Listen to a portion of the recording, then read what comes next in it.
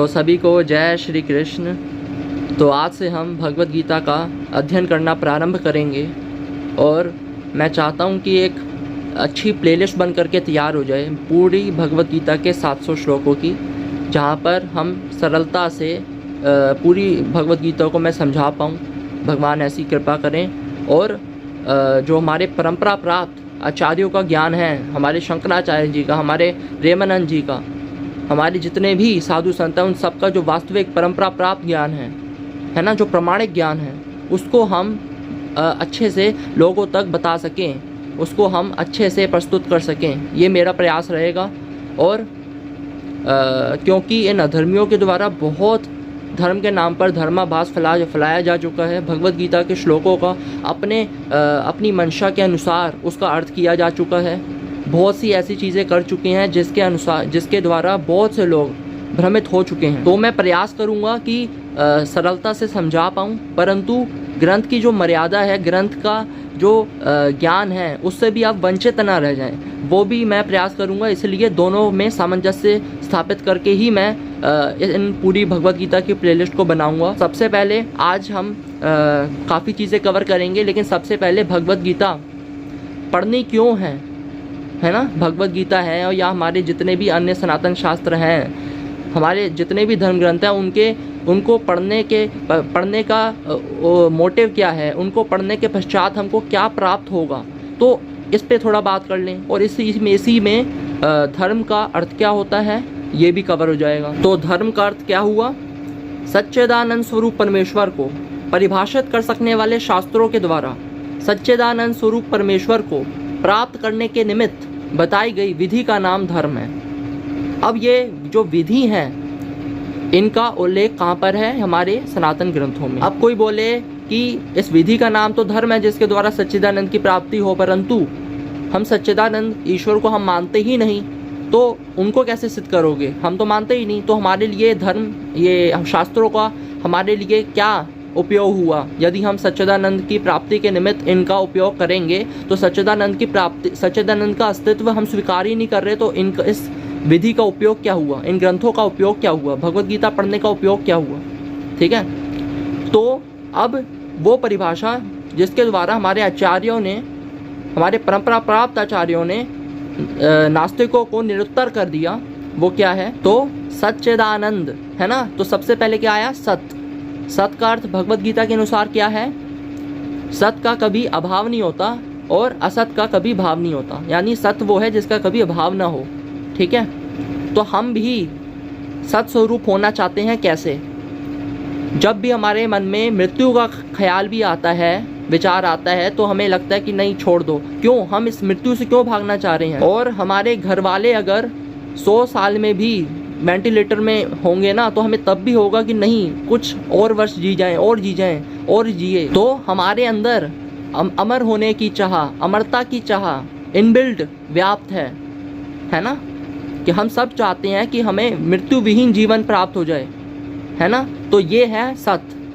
तो ये इनबिल्ट हमारे अंदर व्याप्त है। और हर व्यक्ति जितना भी नकारे, साइंस भी जिस चीज़ को नकार देती है कि नहीं, ऐसा नहीं हो सकता, अभी तक साइंस ने कोई ऐसी खोज नहीं करी है कि अमर हो जाए कोई व्यक्ति, लेकिन फिर भी साइंस के रिजेक्ट करने के बाद भी इस चीज़ को हम क्यों अपने जीवन से त्याग नहीं पा रहे, क्यों नहीं छोड़ पा रहे? दूसरा, चित्त का क्या अर्थ है?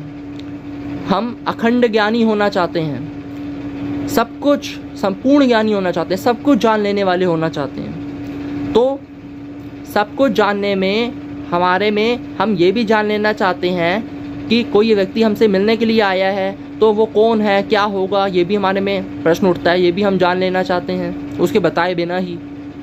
हम ये भी जान लेना चाहते हैं कि कल कोई मैच होगा, कुछ वो होगा, उसमें कौन सी टीम जीतेगी, ये भी जान लेना चाहते हैं। तो बस सब कुछ जानने की चाह हमारे अंदर व्याप्त है। और फिर तीसरा, हम दुख विहीन जीवन चाहते हैं, है ना।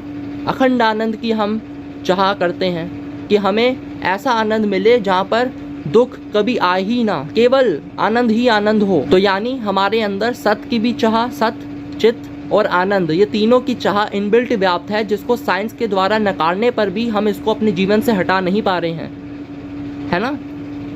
तो अब जैसे कि हमारे अब ये सिद्ध कैसे होगा कि भाई हमारे अंदर चाह तो है, लेकिन उस चाह का विषय सच्चिदानंद स्वरूप परमेश्वर ही है, ये कैसे सिद्ध होगा? जिस प्रकार हमारे अंदर इनबिल्ट चाह है प्यास की, तो उसका विषय जल का अस्तित्व सिद्ध होता है। जिस प्रकार हमारे अंदर इनबिल्ट चाह है, भूख है, तो भूख का विषय भोजन सिद्ध होता है। जिस प्रकार हमारे अंदर इनबिल्ट है ना नेत्र हैं, तो नेत्र का विषय दृश्य भी सिद्ध होता है। तो जिस प्रकार हमारे अंदर व्याप्त प्यास का विषय जल सिद्ध होता है, भूख का विषय भोजन सिद्ध होता है, तो ठीक इसी प्रकार हमारे अंदर व्याप्त सच्चिदानंद की इनबिल्ट चाह से सच्चिदानंद स्वरूप परमेश्वर, जो कि इस चाह का अंतिम विषय है, उनका भी अस्तित्व सिद्ध होता है। इस प्रकार हम किसी भी नास्तिक का मुंह बंद करा सकते हैं, उसको निरुत्तर कर सकते हैं। वो बोलेगा और भी कुछ ना कुछ बोलेगा, लेकिन इसके द्वारा हम उसको निरुत्तर कर देंगे। वो केवल बोलेगा, लेकिन उसकी बात पे फिर तर्क नहीं रह जाएगा, कोई प्रमाण नहीं रह जाएगा, क्योंकि हमने उसको एक ऐसा व्यक्ति सिद्ध कर दिया। अगर वो इस बात को फिर भी नहीं मानता कि नहीं फिर भी मैं ईश्वर को नहीं मानता, तो वो कौन हुआ? वो एक ऐसा व्यक्ति हुआ जो उस चीज़ की तलाश कर रहा है जिस चीज़ का कोई अस्तित्व ही नहीं है। एक ऐसी चीज़ के पीछे दौड़ने वाला व्यक्ति जिसके विषय का कोई अस्तित्व ही नहीं है, जिसका कोई उद्देश्य अंतिम लक्ष्य जो है ही नहीं, फिर भी वो भागी जा रहा है। एक ऐसी दौड़ में भागने वाले को क्या कहा जाएगा? जो एक ऐसी दौड़ में भाग रहे हैं जिसका कोई अंत ही नहीं है ना? तो वो स्वयं वही चीज़ सिद्ध हो जाएगा। तो ऐसे हम नास्तिकों को निरुत्तर कर सकते हैं, और ऐसे भगवत गीता को पढ़ने का, भगवत गीता का उपयोग हमारे जीवन में ऐसे सिद्ध होता है कि ईश्वर की प्राप्ति, सच्चिदानंद स्वरूप परमेश्वर की प्राप्ति के निमित्त हमें जो विधि है वो हमें भगवत गीता में बताई गई है। वो सबसे पहले आ जाता है हमारा भगवत गीता का प्रथम अध्याय से हम प्रारंभ करेंगे। धृतराष्ट्र उवाच धर्म क्षेत्रे कुरुक्षेत्रे समवेता युयुत्सवः माम कहा पांडवाश्चैव किम कुर्वत संजय। कि धृतराष्ट्र बोले, हे संजय, धर्म भूमि कुरुक्षेत्र में एकत्रित युद्ध की इच्छा वाले मेरे और पांडु के पुत्रों ने क्या किया? अब सबसे पहली बात, धर्म भूमि कुरुक्षेत्र, यानी जो जिस भूमि में महाभारत का ये युद्ध हुआ वो धर्म भूमि है, ठीक है। दूसरी बात, यहाँ पे इस कुरुक्षेत्र में एकत्रित युद्ध की इच्छा वाले मेरे और पांडु के पुत्रों ने क्या किया, यानी यहाँ पर धृतराष्ट्र के मन में जो पुत्र मोह था वो यहाँ पे प्रदर्शित होता है। यहाँ पर धृतराष्ट्र ये भी बोल सकता था कि युद्ध की इच्छा वाले मेरे पुत्रों ने क्या किया, लेकिन यहाँ पर मेरे अलग कर दिया गया और पांडु के अलग कर दिया गया। अच्छा, तो शंकराचार्य जी ने संसार का बीज क्या बताया है? शोक और मोह को। और ये शोक और मोह का कारण क्या है? शोक और मोह का कारण है कि मैं इनका हूँ और ये मेरे हैं। इस शोक और मोह का क्या कारण है? कि मैं इनका हूँ और ये मेरे हैं। और इसको शंकराचार्य जी ने क्या बताया है? ये भ्रांति प्रत्यय है। भ्रांति प्रत्यय कैसे? इसको इस प्रकार समझिए कि जैसे सूर्य है, सूर्य के यहाँ पे हम अपनी एक बाल्टी रख दें, बाल्टी में पानी भर के रख दें, तो जो सूर्य है, सूर्य का प्रतिबिंब है ना, रिफ्लेक्शन कहाँ पर दिखेगा? उस बाल्टी के पानी में। और अब ये बताइए, क्या सूर्य का और बाल्टी के पानी का संबंध है? बिल्कुल है। यदि सूर्य कम होगा, रोशनी कम होगी, तो यहाँ पर भी रोशनी कम होते हुए दिखेगी सूर्य की। परंतु अब मैं आपसे पूछूं कि एक और बाल्टी हम रख दें उसी बाल्टी के साथ में, और उसमें भी पानी भरा हुआ है और अब उसमें भी सूर्य का प्रतिबिंब दिख रहा है। अब ये बताइए, क्या इन दोनों बाल्टी में कोई आपस में कोई संबंध है क्या? नहीं।